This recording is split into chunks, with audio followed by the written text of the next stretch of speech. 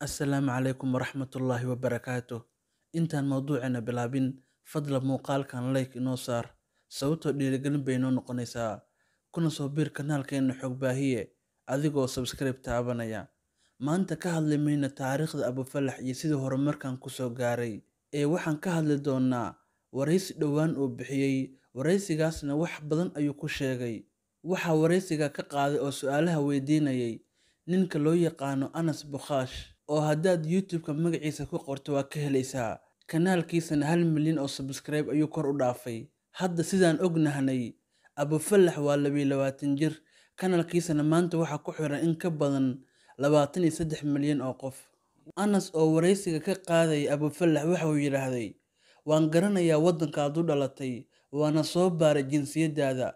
Waddankaad u dhalatay dad u dhashay oo aan asxaab ahayn baa jirta. Waa dad aad u wanaagsan, qaarkood PlayStation-ka ayaan wada ciyaari jirnay. Anas isagoo hadalkiisa sii wata waxa uu yidhaahday: waddankaad u dhalatay xitaa luqadiisa erayo ka mida waan garanayaa. Anas markuu leeyahay erayo ka mida waan garanayaa, halkaa waxay u baahan tahay in loo fiirsado. Waayo luqadda uu sheegaya Carabi maahan, waayo iyagaaba Carabi ku wada hadlaya. Halkaa waxaa ka cad in luqadda Carabiga luqad ka baxsan uu sheegay Anas. Haddaama Ingiriis bay noqon kartaa, waa may. Ingiriiska dadka badanaa way fahmaan oo way yaqaanaan. Waxaa iska cad luqadda uu sheegaya inay Soomaali tahay, Abufalaxna uu Soomaali yahay. Waa sida aniga malahayga uu yahay. Xitaa wargeysyada waaweyn ee Carabta qaarkood waxay qoraan in Abufalax uu Soomaali yahay. Abufalax waxaa la weydiiyey: maxaa jinsiyadaad u qarisaa? Waxa uu sheegay inuusan jinsiyadiisa iyo waddanka uu u dhashay uusan qarin. Qof walba oo iga soo horbaxa oo i weydiiyo waddankayga waan u sheegaa. Xitaa haddaad adiga iga soo horbaxdid, waan kuu sheegayaa waddankayga. Laakiin waxaan qariyaa oo keliya inta aan baraha bulshada fadhiyo. Muhiimad weyn ma sii lahan in aan waddankayga idiin sheego, oo wax weyn soo kordhin mayso. Xitaa Abufalax waxa uu sheegay in markii uu 50 milyan oo subscribe u gaaro, in uu sheegi doono waddanka uu dhashay. Waxaa la weydiiyey Abufalax in uu waddankiisa jecel yahay. Waxa uu yidhaahday haa, aad baan u jeclahay. Abufalax waxaa la weydiiyey caqabadaha ugu waaweyn ee ka hor yimaaday markaad YouTube-ka bilaabaysay oo aad gaaraysay inaad ku filnaatid. Waxa uu Abufalax sheegay caqabadda ugu weyn inay ahayd dhanka waalidiintiisa, gaar ahaan aabihiisa oo ka soo horjeeday YouTube-ka. Xitaa waxa uu sheegay in 2 saac iyo bar ay ku qaadatay in uu aabihiis ka dhaadhiciyo waxa uu YouTube yahay. Markuu aabihiis fahmayna wuu ku gacan sayray oo wuu diiday. Aabahay waxa uu rabay inaan shaqo caadi ah tago. Waxa uu xilligaa ku dhowaaday inuu YouTube-ka iska daayo, xitaa lacag ku filan ma haysan. Abufalax waxa uu yidhaahday: hooyaday baa igala hadashay. Walow xitaa hooyaday aysan si fiican u aqoon YouTube-ka wixii la mid ah, laakiin iyadaa iga dejisay. Maalin dhoweed anigoo daawanaya muuqaal uu soo geliyey Hustle Production, waxa uu ka hadlayay Abufalax.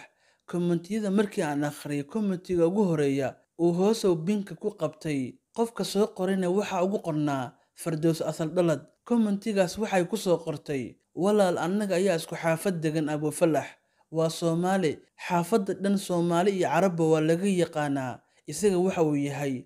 Isaga hooyadiis iyo aniga hooyaday ayaa 20 sano ka badan saaxiibo ahaa. Marka isagaa iska jeclaystay inuu isqariyo. Xitaa reerkiisa way isku dhaceen arrintaa dartiis.